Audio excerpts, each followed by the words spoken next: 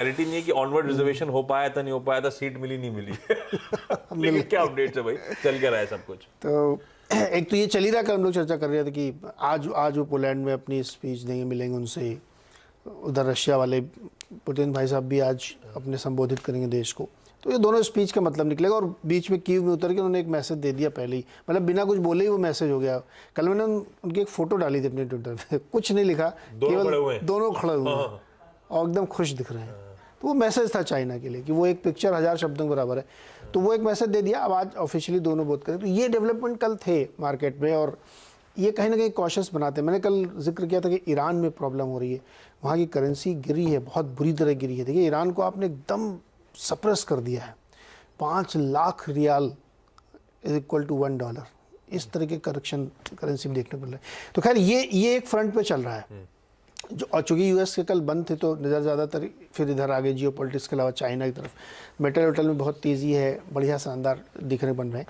लेकिन यूएस में क्या हो रहा है, जैसे अभी अनुज कह रहे थे कि बैंक निफ्टी कुछ कह रहा है, तो बैंक निफ्टी क्या कहने की कोशिश कर रहा है? क्या मार्केट कुछ ऐसी चीज़ सेंस कर रहा है?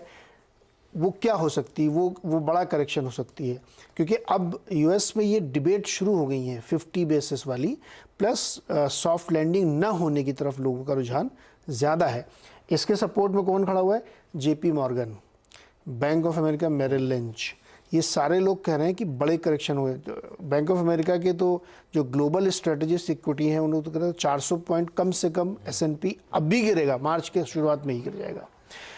और वो जेपी मॉर्गन कह रहा मुझे 20% तक का करेक्शन यहाँ से दिखता है, 5 से 10, 15 से 20% करेक्शन हो सकता है।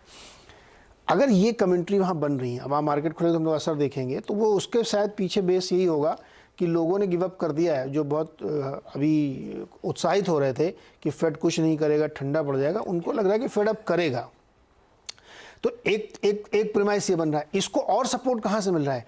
चीन में लगातार जो है ओपन अप हो रहा है, मेटल प्राइसेस बढ़ रहे हैं, वहाँ पे नए पैकेज की बात की जा रही है कि अभी मार्च में जो बहुत बड़ा एक कॉन्फ्रेंस उनकी होने वाली है उसमें स्टिमुलस आ सकता है। सेंट्रल बैंक ने वहाँ रेट नहीं बढ़ाए, इसलिए बैंकों ने भी नहीं बढ़ाए हैं। वो इंतजार करें कि उस मीटिंग में अगर स्टिमुलस आ गया तो हमको नहीं बढ़ाना पड़ेगा, नहीं है तो हम रेट कट कर देंगे।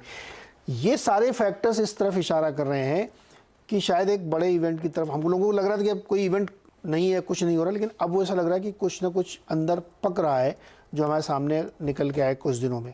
तो ये पूरी ग्लोबल एक तस्वीर बन रही है। और आज शाम को हम लोग देखेंगे किस तरह से मार्केट ओपन होते हैं, क्योंकि कल पीसी का नंबर आना है और साथ ही साथ वहाँ पे फेड के मिनट्स भी आने लास्ट मीटिंग के। तो ये सब कुछ कुल मिला के है कि मार्केट के अंदर कुछ एक शंकाएँ हैं जो चल रही हैं और उसमें जियो पॉलिटिकल इवेंट्स जो है एडअप कर रहे हैं और कोई एक्सेप्ट नहीं कर रहा है। धीरे धीरे अब मान नहीं रहा। पहले सब लगे हुए थे कि अब तो पीक आ गया है, एक आध 25 और वो hot inflation report, hot jobs report नजरअंदाज हो रही थी इक्विटीज में। अब कुछ नहीं है, बस रीप्राइसिंग हो रही है। देखिए जो पहले बॉन्ड और डॉलर इंडेक्स समझ गए थे। लास्ट फ्राइडे को जो हमने अड्डा किया था तो वो मार्केट वीकली था, तो उसमें यूएस के एक्सपर्ट ने क्या कहा? उसने कहा कि एक बार फेड बुरी तरह से गलत पड़ चुका है।